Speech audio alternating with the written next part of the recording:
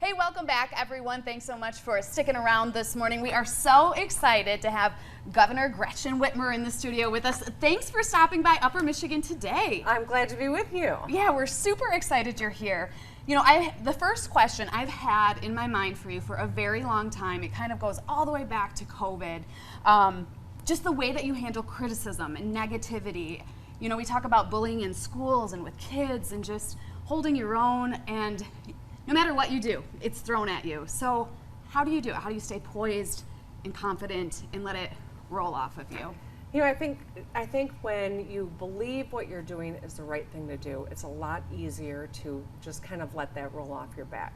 I'll tell you, my dad gave me a book a long time ago called The Four Agreements. And, you know, the basic four agreements are the value of the book. There's a whole lot of other stuff in there that I didn't really resonate with me. But take nothing personally is one of them. And, you know, I don't. I know that when people are frustrated, whether it's during a pandemic or they disagree with me politically, it's not really about me. It's a different viewpoint. Yeah. That's why I always try to listen and learn and see where we can find common ground. And if someone's not interested in doing that, then I just don't give it a whole lot of credibility. But it's easier to say than do, especially for young people who are dealing with bullying. And that's why I think having adults that can help center what's really important is so crucial for a young person. Yeah. And so we've counselors or parents, you know, every one of us can play that role. Yeah. But I think it's important not to take it personally. Everyone's got their own set of issues, and you just got to know if you're doing the right thing, that's all that matters. Love that.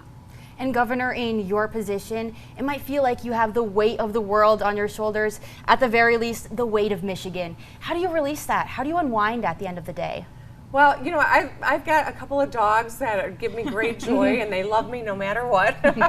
They don't care what my day's been like, but I keep a gratitude journal. I generally, at the end of the day, write down 3 things that happened during the day that were great. Sometimes it's something profound like an interaction with a person. Sometimes it's a glass of wine. So, you know, but I think that there are things even on the hardest days that help me keep perspective and that I can be grateful for. We like to do the gratitude. We do. We like to practice it every once in a while. Yeah, we put really write on a sticky note, stick it in there. And then on the bad days, we like to reach back in and remind ourselves that, you know, life's going great. It's a good way to do it. It is. All right, let's talk a little bit about childcare. So, super challenging topic right now, especially up here in the Upper Peninsula. There's not enough providers. It's expensive. And I know this is a personal one for you. So, what are you doing to help families and talk about why it's so personal for you? Well, I think, you know, we learned in the pandemic, the world learned that when women leave the workforce, right, because they got to take care of their kids, that we are losing so much important knowledge and expertise and experience. And so we also know that to get back into the workforce, you got to have a great place for kids. That's what every parent wants. That's what I wanted when I was, you know, a young parent working at the time. So much of my income was being eaten up by childcare, and I know that I had a lot more supports than the average person does, and I'm grateful for that. But I'm also mindful that we've got to make it more accessible and more affordable for families. So we've created a few things across the state. TriShare, where it's being piloted in many communities across Michigan, where the state picks up a third of the cost of childcare, the parent does, and their employer does as well. Universal GSRP, so that young kids can get into a certified program. Parents can go to work knowing that their child is in a good place, a safe place, but also they're getting some instruction. Building out and putting more money into daycare so that more families have that option are important. But leveling the financial barriers for people to go into that field as well is crucial.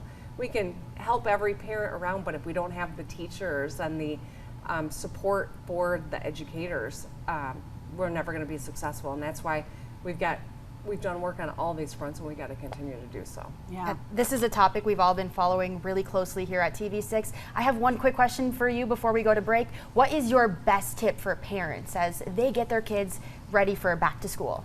Well, it's going to be an exciting school year because we got universal breakfast and lunch built into the budget for all kids. So it's going to save parents about $850 a year per student in their household, and they don't have to worry about packing lunches anymore because they can send their child off and know that they're going to get the sustenance they need and it also helps us eliminate the stigma of a free lunch because everyone's Yeah. going to get it. So kids cannot worry about where their next meal is coming from, but can focus on the school plan. So my best tip for parents is either get a little extra sleep or I was put gonna a little say. money in the savings account or take the family out because you're going to have a little more resources. That's We all incredible. Get 10 more minutes of sleep this school year. 10 minutes means That's a lot. everything. Big deal. It is a big deal. All right, you heard that. That's exciting. Okay, we have one more segment with Governor Whitmer. We have to take a quick break. We're going to have some fun with you when we come back. We'll be right back.